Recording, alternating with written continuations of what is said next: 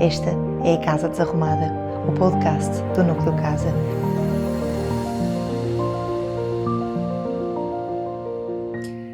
Avaliar é escutar. O que não se diz com a voz é estar presente, inteiro. É ser com ela, não só para nós. É saber que há ritmo e tempo, que não cabem num padrão, que crescer não é corrida, é descoberta e relação. Excertos de um relatório de estágio, alguns em 2013, perdão. Esta é a Casa Desarrumada, o podcast do Núcleo Casa. Eu sou a Francisca Silva Ferreira, psicóloga, mãe e amante da vida. Alguns desta estagiária, também em 2013. E hoje sejam bem-vindos a mais um episódio. Queremos refletir sobre uma abordagem que está a ganhar cada vez mais relevância nos contextos dos modelos de intervenção na infância, a avaliação autêntica. A avaliação autêntica propõe um olhar mais próximo, mais real, mais humano, sobre o desenvolvimento das crianças. Em vez de se basear apenas em testes padronizados ou avaliações formais, esta abordagem defende que se deve observar a criança nos seus ambientes naturais, em casa, no recreio, na creche, com os seus pares e escutar atentamente aquilo que ela nos mostra nas suas ações, interações e rotinas diárias. Neste episódio, vamos explorar estes princípios com profundidade, perceber porque é que são tão relevantes nos primeiros anos de vida e como podem transformar não só a forma como avaliamos, mas também como acompanhamos, intervimos e apoiamos cada criança de forma mais individualizada e significativa. Bom, para nos ajudar a aprofundar este tema, temos connosco duas convidadas muito especiais. Catarina Grande, já conhecida cá em casa, é um enorme prazer recebê-la, docente na Faculdade de Psicologia e Ciências da Educação da Universidade do Porto, com um percurso muito sólido na área da educação especial e da intervenção precoce. A professora Catarina é uma das principais referências no país no que toca à investigação, à ação aplicada a esta prática, e ao longo da sua carreira tem desenvolvido um trabalho notável no acompanhamento de equipas transdisciplinares, na formação de profissionais e na promoção de uma abordagem centrada na família e nos contextos reais da vida.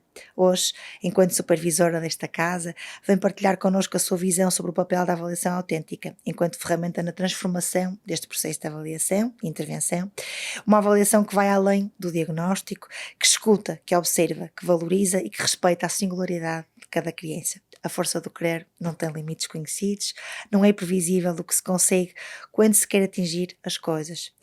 O querer leva-nos até onde ninguém sabe, nem o próprio. Esta é a sua frase preferida, da autoria do seu pai, Nuno Grande, que muito nos tem inspirado. Obrigada por estar sempre incondicionalmente connosco. É mesmo um privilégio tê-la aqui e ser uma claraboia nesta casa para ampliarmos com a sua luz este tema. Obrigada. Connosco temos também a Sofia Charrua para dar um sentido verdadeiramente prático à nossa conversa sobre a avaliação autêntica. Temos a honra de contar com esta profissional apaixonada pela natureza, pelas relações humanas e que tem feito um trabalho notável na área da terapia ocupacional e em toda a intervenção precoce. A Sofia é especialista em integração sensorial, título que obteve pela Universidade da Califórnia do Sul e tem uma vasta formação em intervenção precoce também. Ao longo da sua carreira tem-se dedicado ao trabalho de avaliação e intervenção nos contextos naturais da criança, acreditando que é nestes ambientes que se pode obter uma visão mais real e significativa do seu desenvolvimento. E entra em casa das famílias, descalça os sapatos e desarruma a casa. Lá vem a Sofia desarrumar tudo outra vez. Prefere brincar no chão, mas o que gosta mesmo é de conseguir pôr os pais a brincar. Tenho a certeza que já saltou em alguns sofás das vossas casas e com uma abordagem flexível, entusiasta e espontânea. A Sofia traz consigo um olhar atento às necessidades específicas de cada criança, de cada família e um compromisso genuíno com a transformação destas práticas para que as crianças possam crescer de forma mais harmoniosa, integrada no seu ambiente. Francisca, estou preocupada só mais com este caso. Sofia, é mesmo um prazer enorme ter-te connosco, viveres nesta casa e no fundo és o jardim do fundo, onde tens a tua oficina cheia de ferramentas. A tua experiência e a tua visão vão certamente enriquecer muito a nossa conversa e muito obrigada por aceitares mais uma vez este convite, sempre fora de horas, com o entusiasmo e com a alegria que te caracteriza.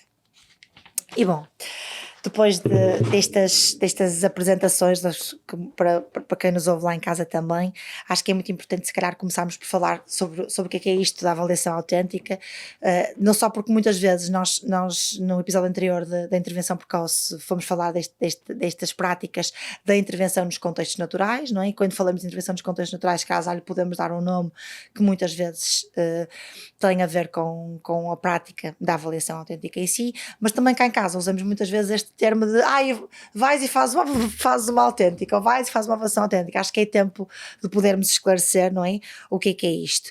Se calhar, para quem nos ouve, a avaliação autêntica é contextualizada, porque acontece na vida da criança, é funcional, uma palavra que eu sei que ambas gostam muito, colaborativa, porque envolve todos os que estão com a criança, e contínua, não é? Ao longo do tempo. E é isto. De repente, informamos a família de que vamos conhecer a criança, mas que a queremos observar em casa ou na escola. Como é que isto é recebido? Como é que explicamos isto? Acrescento aí, Francisca, que acima de tudo é mais justo e honesto, porque respeita efetivamente a essência da criança. Esta justiça que lhe é feita ao demonstrar o que tem de melhor só pode ser feito tendo em conta como se uma árvore que se insere numa floresta, não podemos levar a árvore isolada da sua floresta. Portanto, a floresta que rodeia cada criança é a sua escola, a sua família e a casa onde come, onde dorme, onde brinca.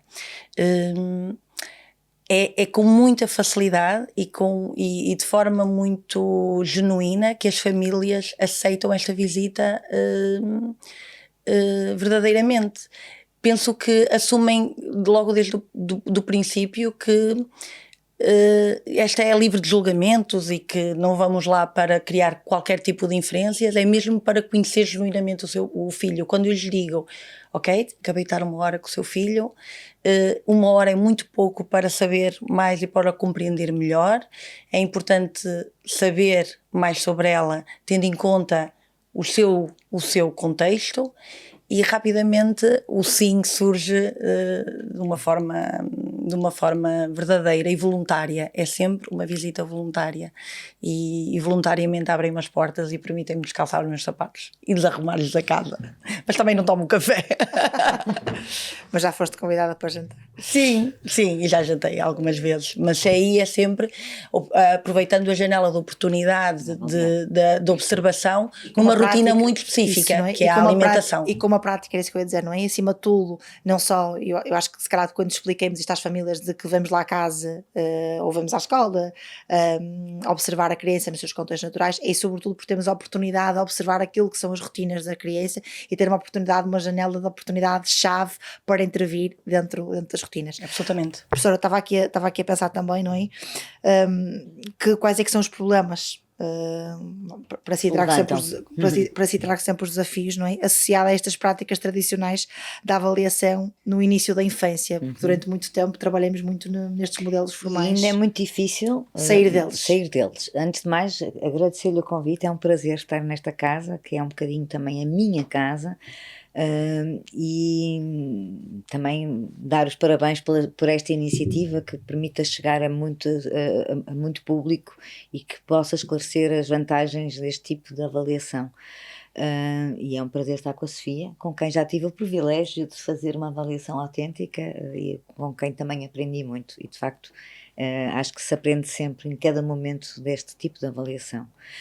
Contraponto com aquilo que é a avaliação tradicional, e há pouco a Sofia estava aqui a dizer que as famílias dizem sim e abrem a porta da casa e estão muito receptivos a que se vá à escola, até porque muitas vezes nós somos a mosquinha que a família gostaria de ser e estar na escola, e portanto nós podemos ser aqui quase que o testemunho, a passagem de testemunho daquilo que observamos. Mas o que eu acho que é difícil, não, portanto, da parte da família nós temos o sim, eu acho que ainda há muita barreira ou muito desafio, muitas vezes com os nossos colegas. Pronto, no caso da psicologia, e se calhar também na terapia ocupacional, a utilização de tudo que é uma avaliação mais formal e que há aqui um aspecto de, naturalmente, de cuidar nessa avaliação rigorosa o funcionamento da criança, a sua e as suas competências, mas nós esquecemos muitas vezes que nestas idades muito precoces, primeiro, esses testes não estão validados e aferidos para as crianças portuguesas e, portanto, corremos o risco de estar a enviesar. Há aqui um viés, por um lado, e por outro, aquilo que a criança faz num teste formal não traduz aquilo que ela é no seu contexto natural, como a Francisca estava a dizer. Portanto, aqui vou buscar uma velha frase de um autor de referência para todas nós, que é o Grofenbrenner, que nos diz que este tipo de avaliação é o adulto estranho numa situação estranha a pedir à criança comportamentos estranhos, porque as crianças não passam o dia a fazer enfiamentos, não passam o dia a dizer as figuras geométricas, não passam o dia a dizer as cores, utilizam estas competências no seu dia-a-dia de forma funcional. E é isto que nós fazemos na avaliação autêntica, é ir ver o que é que a criança faz. E, evidentemente, o resultado desta avaliação é diferente de uma avaliação formal, com certeza que sim, porque respeita a tal idiosincrasia que a Francisca falava no início. E a criança é muito mais do que naquela hora da avaliação, não é? Por aquele adulto estranho. Por aquele adulto estranho cotada numa série de testes padronizados, não é? E consegue-se alargar assim o campo de visão. Se calhar, também sendo importante perceber que há outros instrumentos de observação que se podem usar em contexto natural. Isso é também. uma coisa que eu digo muito aos meus alunos e que nós temos uma manhã dedicada à avaliação autêntica na disciplina, na unidade curricular de intervenção precoce, é que a avaliação autêntica não é avaliação naturalista, não é eu vou passar uma manhã a um jardim de infância ou uma hora. Há uma intenção nesta observação, tem que haver não é? uma intencionalidade e, portanto, tem que haver objetivos e estes objetivos têm que ser pré-definidos. Com certeza que poderá haver uma multiplicidade de fatores que nos levem a optar por outros caminhos e, curiosamente, eu e a Sofia, neste caso do qual falei há pouco, que assisti a esta avaliação que fez, trocamos hoje em dia pelo WhatsApp aspectos que nós achamos, a Sofia me perguntava o que é que era importante observar nesta criança e, portanto, era a intencionalidade da ação que este profissional, neste caso a Sofia, ia fazer num momento com o pai e com a mãe. E, portanto, não se pode ir só passar a manhã a observar e tirar umas notas. Há uma intencionalidade, portanto, há uma série, como estava a Francisca a dizer, de instrumentos que podem facilitar esta avaliação. Sofia, estou aqui a pensar até um bocadinho na tua prática, não é? Não quer dizer que não uses muitas vezes instrumentos formais para conseguirmos aferir uma série de competências e podermos também, no fundo, pensar na criança de uma forma global e depois também devolvermos e refletirmos isto aos pais. Fazemos isto muito na consulta de ombro a ombro também, não é? Ao integrarmos estas informações. Mas quando partes para uma escola ou quando entras na casa de alguém, com que intenção, o que é que tu partes do princípio que vais observar? A propósito desta observação intencional que a professora está a referir. Aqui tem naturalmente a espontaneidade do comportamento, e o comportamento normalmente é através do brincar. Muitas vezes a pretensão é focada numa determinada rotina ou então num comportamento muito específico. Estas três variáveis são sempre antempadamente discutidas com a família. E no cartão de visita, e que muitas vezes este agendamento, por exemplo, com as escolas é feito de uma forma mais formal, até para assegurar a minha presença lá, enquanto elemento externo a uma instituição, escrevo exatamente isso. Esta é a minha proposta de horário, mas a minha pretensão é observar a rotina do recreio, a rotina do intervalo, um momento formal de aprendizagem e o brincar espontâneo em sala de grupo. E, portanto, quando eu peço isto, rapidamente a educadora titular do grupo me dá uma janela do tempo da manhã ou da tarde daquela criança que permite fazer aqui uma visão transversal a este processo. Muitas vezes até o meu foco é o refeitório, quando, por exemplo, são crianças com dificuldades de seletividade alimentar. Portanto, sempre que eu exponho esta necessidade que eu tenho de ir ao contexto com a ótica de conhecer melhor a criança, porque entendo que em casa os pais e na escola a educadora, a assistente ou a professora e a assistente da sala são a pessoa que melhor conhecem a criança. Portanto, eu vou numa perspectiva de com toda a minha humildade e desconhecimento, saber mais sobre aquela criança. E o professor Greenspan tem uma frase que é: não existe melhor sentimento na vida do que ser compreendido. E a avaliação autêntica tem a pretensão de compreender a criança. Mas eu acrescento, e a minha experiência ao longo destes anos, dizem-me que quem é compreendido nestas avaliações são as famílias e são a equipa educativa. É obrigada, e muitas vezes no final é obrigada, consegue ver o que eu vejo quando sinalizei esta dificuldade a esta família. Portanto, esta partilha, este olhar partilhado sobre a criança naquele contexto, e que muitas vezes é contraditório àquilo que eu vejo na minha sala de integração sensorial. Certo. Deixa-me só que falaste aqui dois conceitos que eu acho que são muito importantes agarrares. Quero muito já aqui voltar à família, porque quando entras no conceito de família estás mais do que centrado nas práticas baseadas em evidência, porque de repente não estás não só com a família, mas também estás com a relação com aquele irmão, não é? Com a relação com o pai, com a relação com a mãe e tudo aquilo, e isto que discutimos muitas vezes, não é? Não só as questões todas emocionais e de vínculo que ali estão e a observação destes comportamentos naturais, mas há bocado falaste aqui de um tema que eu acho que é super importante explicarmos um bocadinho para quem nos ouve lá em casa. Quando chegas às escolas, e tu que trabalhas na intervenção precoce também e tens passado por estas transformações todas ao longo dos anos, saíste deste modelo de chegas à escola e vais observar aquilo que está a acontecer na escola. Não há expectativa, como houve durante muitos anos, não é? Ou que ainda em muitas escolas continua a haver. Eu acho que é super importante explicarmos isto, que não vamos retirar a criança da sala para tu poderes avaliar, não é? Tu estás lá para estares dentro daquela que é a rotina. Se não deixa de ser autêntica. Claro. E isto é que é a verdadeira intervenção em contexto escolar. Porque quando nós dizemos, tenho a terapia na escola, ou tenho a avaliação da terapia na escola, é completamente diferente deste conceito que estamos aqui a propor. Porque não é por eu ir à escola, estar com uma criança numa sala que não é a dela, que não deixa de ser um adulto estranho, numa sala estranha, a pedir comportamentos estranhos. Portanto, não é. Pegando aqui no que a professora Catarina disse, acaba por ser uma intervenção clínica, não é uma intervenção contextual, não é. Portanto, as práticas do Serviço Nacional de Intervenção Precoce são desta avaliação autêntica, centrado na família, centrado na criança e nas rotinas da criança, ainda que no contexto da escola, objetivam exatamente isto, e a verdade é que será uma realidade, será um sonho. É um sonho que se está a concretizar e vai ser uma realidade, não tenho dúvidas disso, porque a evidência científica leva-nos até aí. Portanto, não elimino a necessidade de algumas intervenções em comportamentos específicos mais clínicas, mas sempre triangulando com os contextos. Eu ainda que uma abordagem mais clínica ou mais objetiva para determinados comportamentos específicos em sala de integração sensorial, dou estratégias para o contexto, mas eu conheço o contexto atempadamente. Eu não parto para intervir com uma criança sem conhecer os contextos onde ela está inserida no dia-a-dia, senão eu não vou ver a criança. Eu vou ver aquele comportamento da criança naquele momento específico. E tens a oportunidade ao mesmo tempo de capacitar, não é? Também muitos dos outros conceitos que falamos no episódio anterior, de capacitar um bocadinho o adulto, não é? E ele é que vai ter as verdadeiras ferramentas. Esta capacitação do adulto é o que muitas vezes dizem: Sofia, dá-me estratégias para uma criança X, mas para uma criança que tem uma dificuldade, que é uma dificuldade muito frequente, que pedem as terapeutas ocupacionais, pega-me mal no lápis, diz-me onde posso comprar a borrachinha para esta criança. Eu tenho que devolver essa pergunta, tenho que devolver 10 questões. Que idade é que tem a criança? Em que fase é que está? Como é que está sentada? Qual é a cadeira? Que tipo de atividade?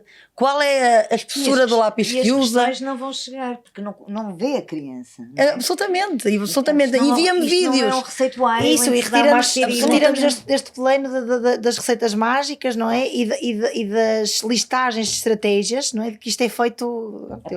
Eu volto ao meu exemplo por medida, mas é um exemplo que eu gosto muito, porque também é muito querido, mas é de facto feito por medida para aquela família, não é? Sentes-te quase também a planificar, e era aqui que eu queria chegar. A oportunidade de conhecermos os diferentes contextos também dá-nos a oportunidade de planificar com mais eficácia estas intervenções. Em oposição a esse fato à medida, ou este serviço de alfaiataria que nós queremos acreditar que fazemos a intervenção precoce, e fazemos. Em oposição a isso, é como darmos um calçado tamanho, um sapato tamanho universal a crianças na primeira infância. é o mesmo sapato para todas, porque é o tamanho universal. Não pode ser. É absolutamente. Era justo demais para uns e largo demais para outros, e iria implicar muitas dificuldades pelo caminho. Portanto, o que nós pretendemos é ver esta criança una e única, tendo em conta os seus desafios, mas assumir e presumir a competência que nós sabemos que está lá. Às vezes o contexto é que não sabe ajustar a ela. Sem dúvida, sem dúvida. Professora, o que é que as pesquisas e a investigação nos têm dito um bocadinho sobre esta eficácia, não é? Dos textos convencionais versus estas avaliações autênticas, sabendo que também muitas vezes, sobretudo depois dos 7 anos, são muito procuradas as avaliações mais formais para eu ia começar por aí. de... A avaliação autêntica não é exclusiva da intervenção precoce. Pode-se fazer avaliação autêntica ao longo do processo desenvolvimental e é bom que se faça. E é bom que se faça. Se pensarmos num sénior que está num contexto protegido, onde pronto, permanece e faz as suas atividades diárias, aquilo que convencionalmente se chama centro de dia, se calhar é importante fazer uma avaliação autêntica daquele contexto para aquele sénior, porque ele pode precisar de algum tipo de intervenção. Exato. E vamos passar um teste formal a uma pessoa com 70, 80 anos, se calhar o que interessa é garantir que ele é o mais autónomo possível nas suas condições físicas e de saúde, e que o dito contexto que a Sofia estava a referir se vai ajustar a esta pessoa com esta idade. Bom, eu fui ao extremo do desenvolvimento. O que é que a evidência nos mostra?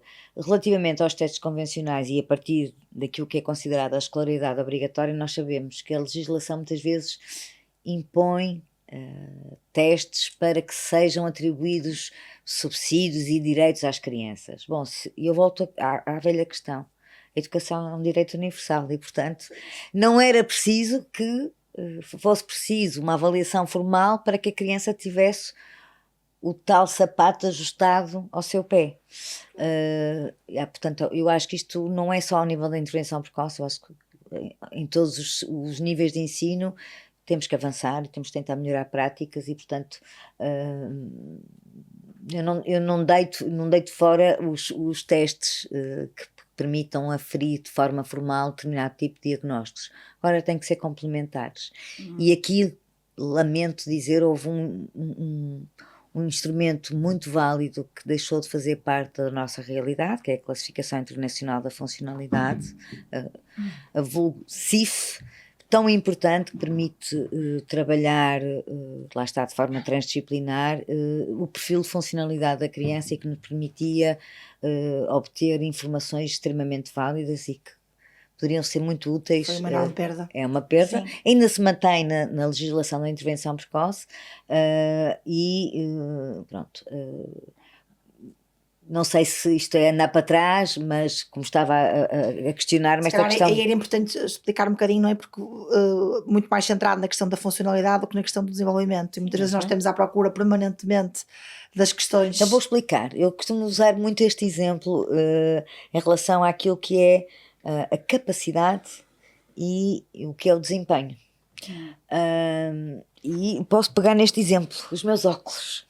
Ou seja, eu tenho uma capacidade de visão neste momento, em virtude da minha idade reduzida, portanto vejo mal ao perto e, portanto, a minha capacidade para ler os seus papéis, se calhar, era diminuta. É a minha capacidade aos 56 anos de idade. Quando eu ponho os óculos e tento ler, e eles ainda funcionam, eu estou a demonstrar-vos qual é o meu desempenho. Ou seja, eu precisei de um fator que é considerado um fator ambiental que facilita, neste caso, a minha falta de capacidade, que é uma baixa visão. A Classificação Internacional da Funcionalidade permitia isto. Nós conseguimos perceber o desempenho da criança, porque é aquilo que ela faz no contexto natural, e daí a avaliação autêntica nos permitir avaliar o verdadeiro desempenho da criança, independentemente das suas capacidades. Os testes formais, que a Francisca questionava, avaliam capacidades, mas foram aferidas com crianças dentro de uma curva normal, ou seja, em que há uma média, onde está a maioria das crianças portuguesas, depois há desvio padrão à direita, desvio padrão à esquerda, e muitas vezes as nossas crianças estão fora destes limites, ou porque têm excesso de competências em alguma área, ou porque têm dificuldades, mas a mim não me interessa só a competência da criança, tal capacidade. Eu tenho que olhar para a forma como ela faz uso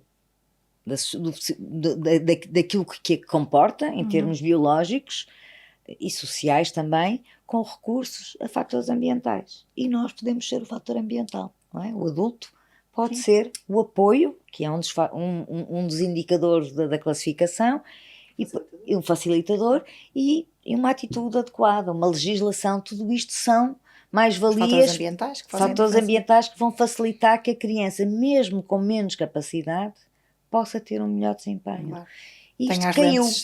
Isto caiu, infelizmente, depois de um trabalho muito grande que foi feito neste país de formação, com esta classificação. Mas pronto, eu acho que o facto de vocês aqui na casa e o Serviço Nacional de Intervenção Precoce fazer a avaliação autêntica, acho que me dá ânimo para acreditar que vamos conseguir que isto possa ir a outros campos do ensino, da aprendizagem. Não é?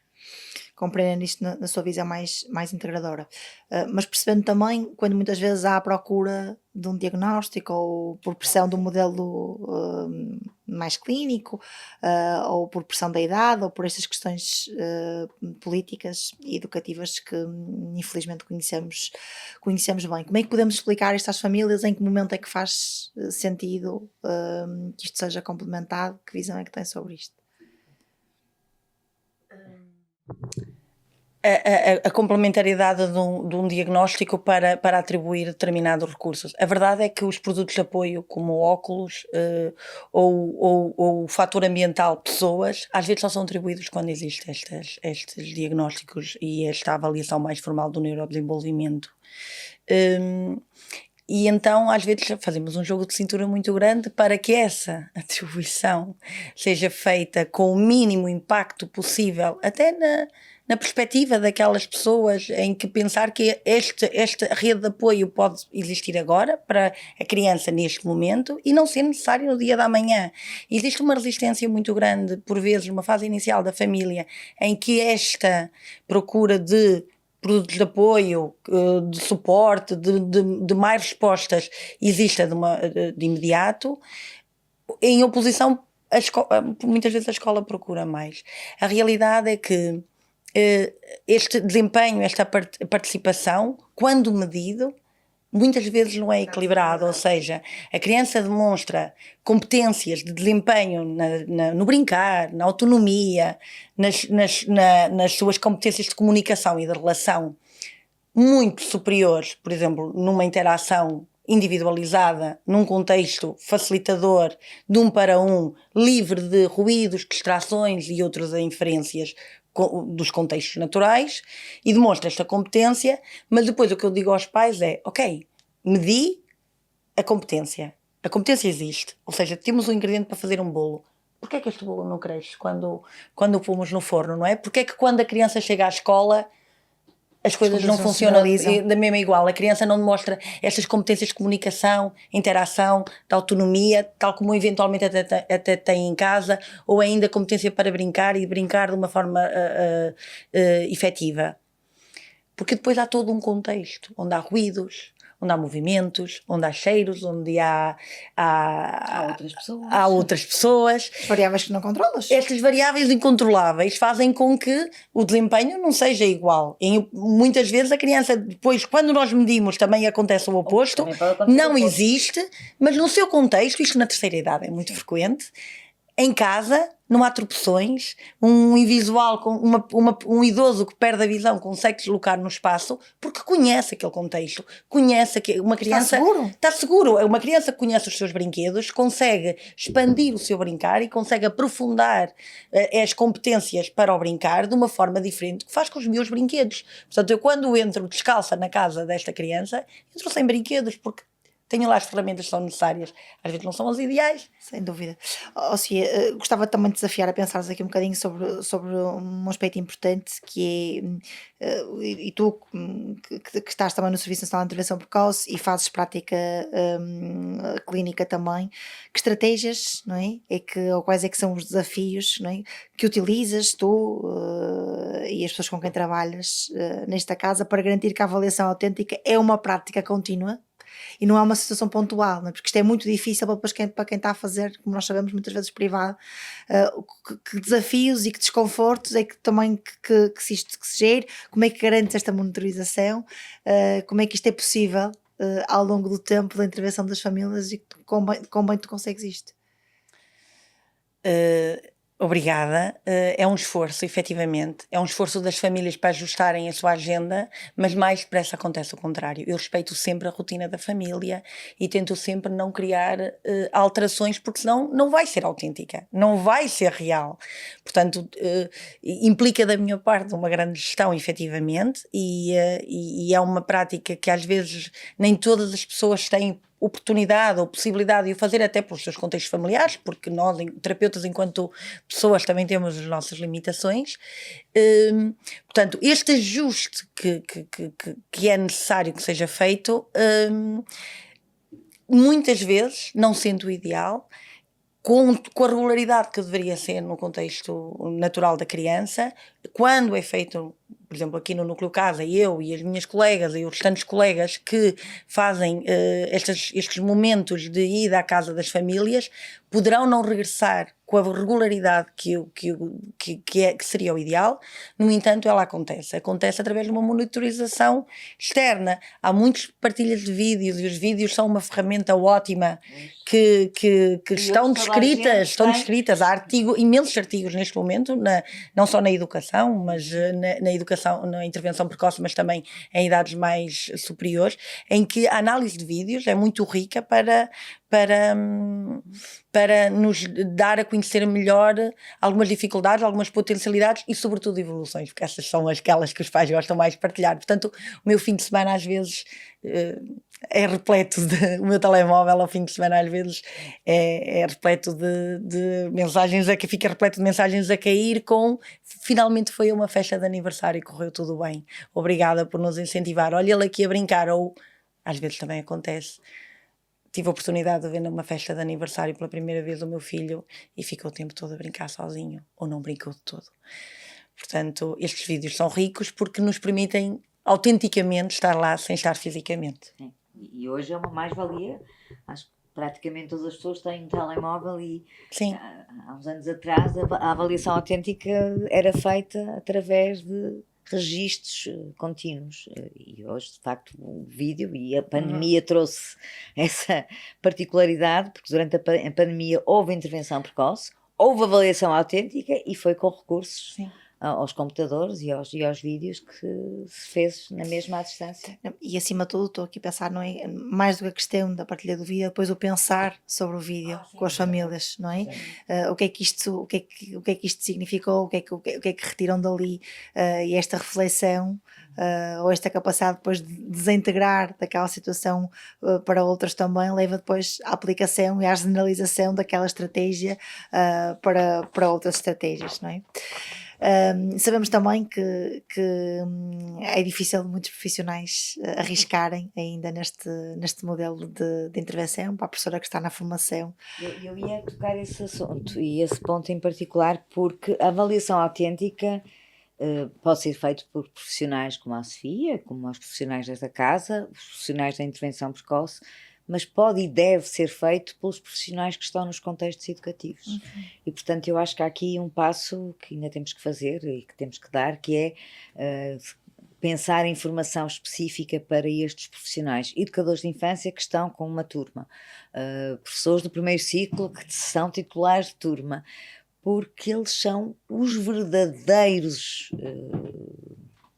avaliadores, não gosto muito da palavra avaliação, mas pessoa que está mais tempo, que estão mais tempo, tempo na rotina da criança, em continuidade, e que há formas de o fazer, e portanto há diferentes formas de registro do desempenho da criança no seu dia-a-dia, e como eu disse, não é exclusiva à intervenção precoce, isto pode-se fazer transversalmente a todas as idades, mas acho que falta o salto, que é dar, é que os professores considerem mais este tipo de avaliação, muitas vezes por imposição de um sistema de avaliação somativo e com referência à nota, e pronto, e que que no fundo é aquilo que nos acompanha ao longo de todo o percurso escolar. Ou seja, é o trampolim também disto sair de um contexto terapêutico para um contexto profundamente natural.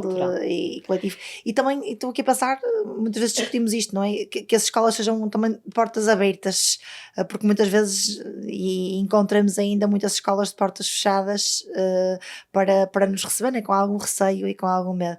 Que mensagem podemos deixar a estas escolas que ainda não nos abrem as portas, a estes profissionais que ainda têm medo de nos receber na sala, ou a estas famílias que ainda têm algum receio de nos mostrar a casa desarrumada?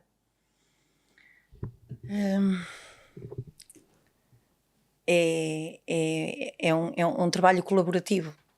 É um dar a mão, é um caminhar conjunto, portanto nunca tenho a pretensão, quando entro numa sala e se desculpam por alguma desarrumação, coisa que é frequente, digo, eu vou a tantas escolas, não venho com essa perspectiva, venho, olha, eu vou levar comigo aqui na minha mochila algumas estratégias, algumas ideias que tenho aqui ótimas para sugerir a uma educadora aqui da porta ao lado. Portanto, tentamos sempre que a nossa visita reforce aquele contexto e não que o fragilize. Portanto, sem medo, porque a ideia não é sermos juízes em casa alheia, a ideia é apoiá-los naquilo que eles já fazem tão bem, que é sinalizar a dificuldade neste momento. Os educadores são a primeira olhar atento, externo à família, que vê longitudinalmente uma criança ao longo do dia e por várias rotinas e que muitas vezes levanta o dedo e diz: há qualquer coisa de errado nesta criança. E isto é verdade. Há sensibilidade para, para isso. Há qualquer coisa aqui que nos levanta preocupação. É importante que vejam.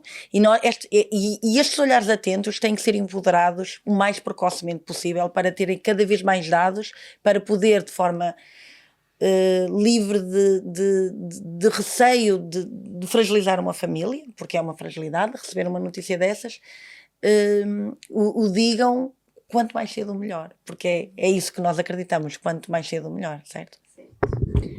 Bom, uma mensagem, eu acho que falta aqui tocarmos ainda um ponto e que se calhar acho que pode ser a mensagem que deixo. Para além dos professores e dos educadores, há um outro elemento fundamental nesta avaliação e que sem eles não podemos concluir, que é a família. Claro. Eu costumo dizer que a criança é do pai e da mãe, não é nossa. Quando a família nos abre a porta, tem este receio, será que eu vou ser avaliado? Não é? Eu costumo dizer que eu convido para a minha casa quem eu quero. E, portanto, é entrar na casa de uma pessoa, claro, temos que ser convidados, mas há necessidade de garantir a tal confiança, algo que já falamos no episódio anterior, da intervenção precoce, mas eu acho que temos... Autoconvocamos-nos para o lugar, de repente, não é? Já estamos a... E, portanto, temos que saber compreender o tempo e o espaço que a família nos dá. E depois de dar esta competência à família, eles são os melhores olhos para nós vermos aquela criança, ainda que seja para eles difícil admitir aquela dificuldade que a criança tem. Sim. Mas ao atribuir esta responsabilidade à família, de ele poder ser um contributo neste processo, vamos ganhando a família e vamos conseguindo ter o trabalho colaborativo que falava. Mensagem, eu acho que é preciso fazer mais iniciativas destas por aí fora, porque eu acho que isto tem que chegar a mais público. Portanto, obrigada, Francisca. Obrigada eu pela vossa capacidade, não é? De estarem sempre comigo e com esta casa. Sofia, temos terminado sempre com algumas mensagens especiais. Tu és de facto uma porta-voz da avaliação autêntica nesta casa. Eu arrisco-me a dizer das pessoas que mais faz isto, intervenção precoce por aí fora. Com o que é que tu gostavas de nos presentearmos para arrumarmos a nossa casa hoje? Eu não quero terminar sem agradecer à professora Catarina, porque a verdadeira mentora desta semente foi plantada pela professora Catarina, que foi quem me falou a primeira vez da avaliação autêntica. Obrigada. E que prazer estar aqui a falar sobre isto com a mestra ao meu lado. Com o monstro da avaliação autêntica. Confesso que fiquei um bocadinho nervosa quando a Francisca disse: vamos partilhar o sofá com a professora Catarina. Que orgulho, que orgulho. Não, obrigada. Eu costumo dizer, eu gosto muito de aprender convosco. Mas nós aprendemos mais consigo. Continua a balança desequilibrada. Mas obrigada.